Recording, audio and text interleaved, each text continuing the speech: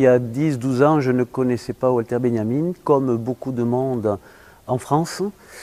Et je l'ai connu parce qu'un copain un jour m'a amené faire une rando à partir de Bagnols jusqu'à la frontière, jusqu'aux Crêtes. Et là, il m'a expliqué un peu l'histoire.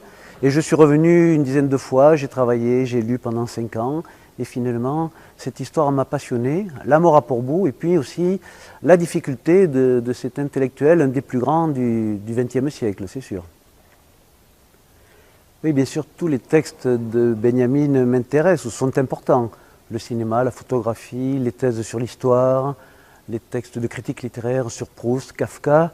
Mais finalement, je préfère peut-être les lettres, puisque ce sont des lettres d'exil. Il a passé toute sa vie en exil, à Paris, au Danemark, aux îles Baléares, en Italie.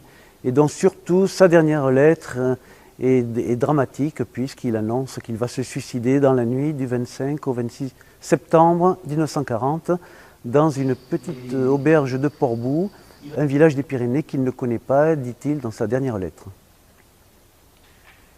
La dernière lettre de Walter Benjamin. Dans une situation sans issue, je n'ai d'autre choix que d'en finir. C'est dans un petit village des Pyrénées, où personne ne me connaît, que ma vie va s'achever. Je vous prie de transmettre mes pensées à mon ami Adorno et de lui expliquer la situation où je me suis vue placée. Il ne me reste pas assez de temps pour écrire toutes ces lettres que j'eusse voulu écrire.